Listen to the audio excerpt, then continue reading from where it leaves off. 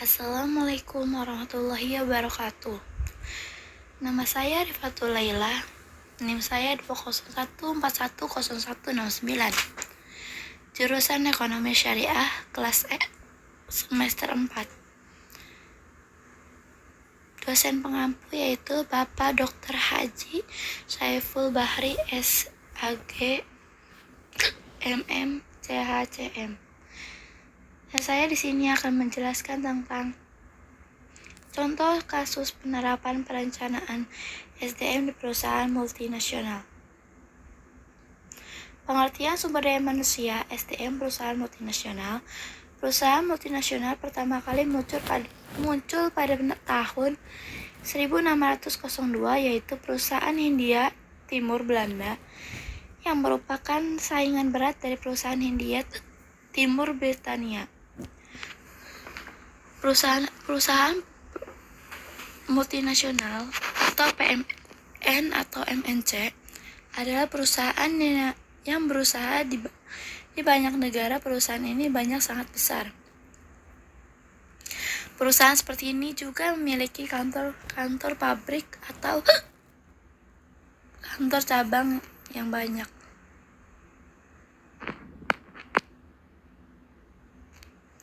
Fungsi SDM dalam perusahaan multinasional. Globalisasi telah menyebabkan terjadinya perubahan-perubahan yang begitu cepat di dalam bisnis, yang menuntut organisasi untuk lebih mampu beradaptasi, mampu bertahan, mampu melakukan perubahan arah dengan cepat, dan memusatkan perhatiannya kepada pelanggan. Globalisasi ini juga dapat munculnya bahaya sekaligus kesempatan bagi organisasi. Peranan penting SDM terhadap perusahaan. Manusia merupakan sumber daya yang paling penting untuk mencapai keberhasilan visi dan misi perusahaan. Tanpa aspek manusia, sulit kiranya tujuan-tujuan perusahaan dapat tercapai. Perencanaan sumber daya manusia memiliki tugas utama dalam merencanakan kebutuhan sumber daya manusia dengan baik, sesuai dengan kebutuhan bisnis perusahaan, mengembangkan dan mendorong karir pegawai berdasarkan kompetensi dan kinerjanya melalui dengan berbagai kegiatan pembinaan dan kesempatan pengisian jabatan. Fungsi-fungsi sumber daya manusia atau SDM. Staffing atau employment.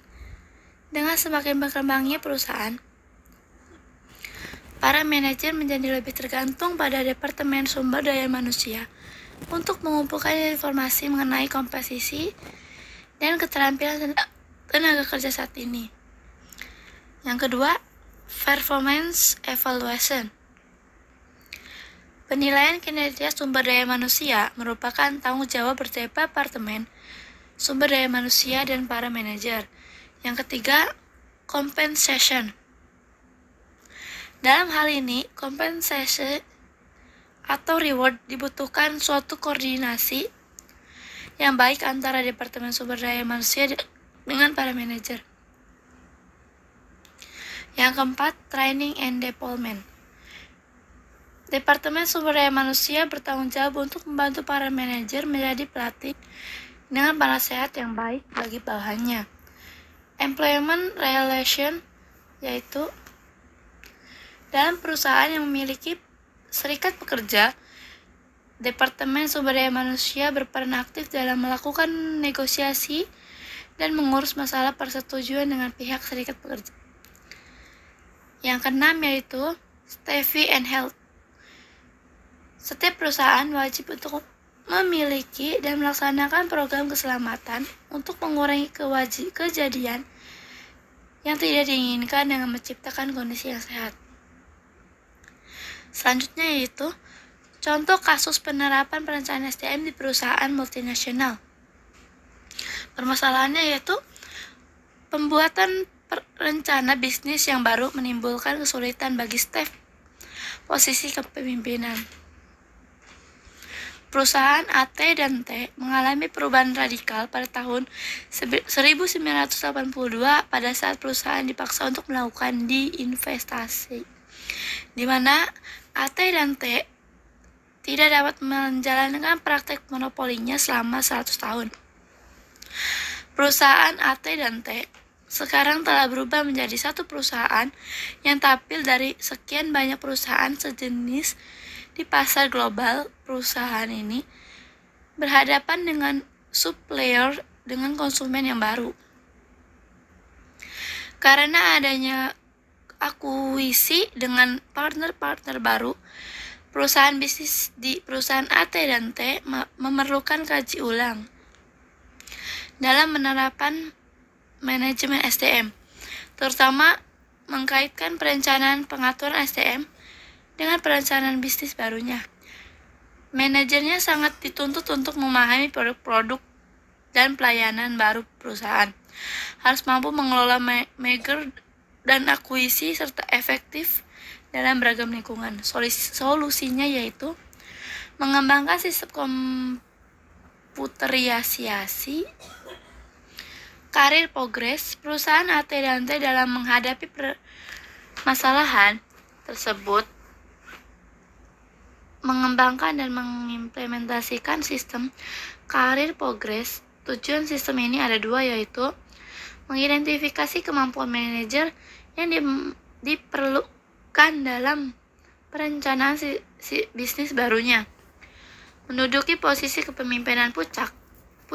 Hal ini agar pengguna sistem ini dapat memberikan masukan penting bagi perusahaan dalam memilih individu yang tepat untuk menduduki posisi pemimpin puncak.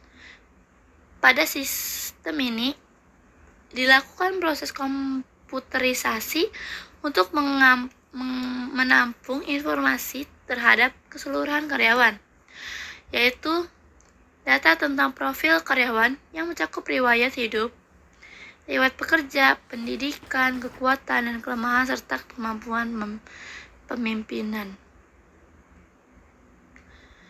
Sistem karir progres dalam meningkatkan keunggulan kompetitif. Penggunaan sistem karir progres telah membantu perusahaan AT dan T secara berkesinambungan memiliki kepemimpinan puncak. Sistem ini telah membantu perusahaan mengidentifikasi antara lain, yang pertama yaitu keterampilan pemimpin yang diperkikan untuk beragam pekerjaan pada level atas. Yang kedua, menempatkan karyawan-karyawan yang berkualitas pada posisi tertentu. Yang ketiga, posisi yang tidak efisien pada kandidat pimpinan secara internal. Yang keempat, aktivitas yang diperlukan untuk pengembangan sistem kandidat. Perencanaan SDM sebagai keunggulan kompetitif. Perencanaan SDM merupakan program mengidentifikasi dan merespon menentukan kebutuhan jumlah SDM perusahaan dan merancang kebijakan sistem serta program-program baru yang dapat mengolah SDM secara efektif. Sekalipun dengan kondisi yang selalu berubah-ubah, perencanaan SDM dapat meningkatkan keunggulan kompetitif sehingga kinerja perusahaan maksimal. Selanjutnya yaitu perencanaan strategi SDM. Suatu organisasi harus menentukan keseluruhan tujuan yang akan dicapai dalam menentukan cara-cara yang digunakan untuk mencapainya. Oleh karena itu, perlu adanya perencanaan strategi SDM meliputi kegiatan berikut. Yang pertama, menentukan misi organisasi. Yang kedua, merancang tujuan strategi. Yang ketiga, merumuskan perencanaan strategi. Perencanaan strategi di perusahaan AT dan T.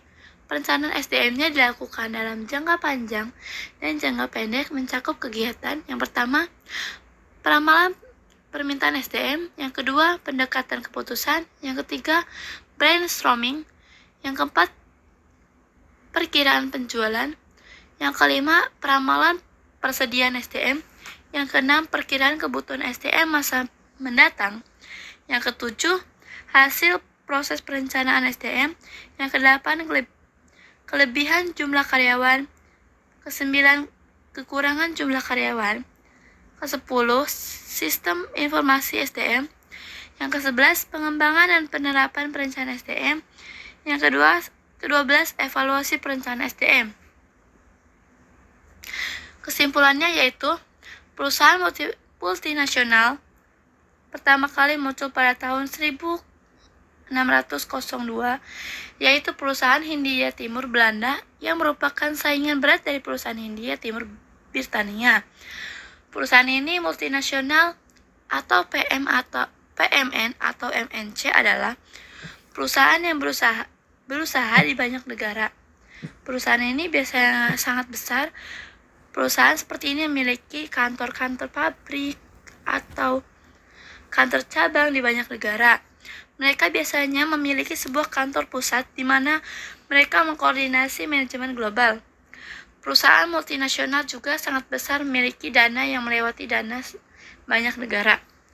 Mereka dapat memiliki pengaruh kuat dalam politik global karena pengaruh ekonomi mereka yang sangat besar.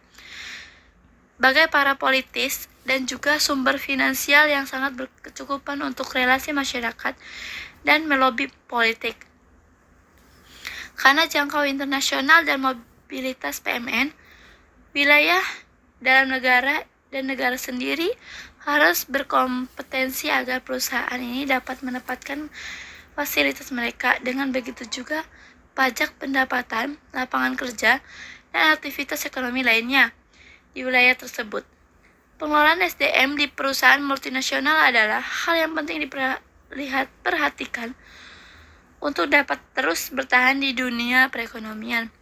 Tidak hanya perhatikan aspek lingkungan luar saja, tetapi perusahaan juga harus perekonomian tidak hanya memperhatikan aspek lingkungan luar saja, tetapi perusahaan juga harus diperkuat dari dalam. Era ini merupakan era globalisasi di mana segala macam pertukaran informasi dari negara satu ke negara lain menjadi lebih mudah. Terima kasih, itu saja yang dapat saya sampaikan.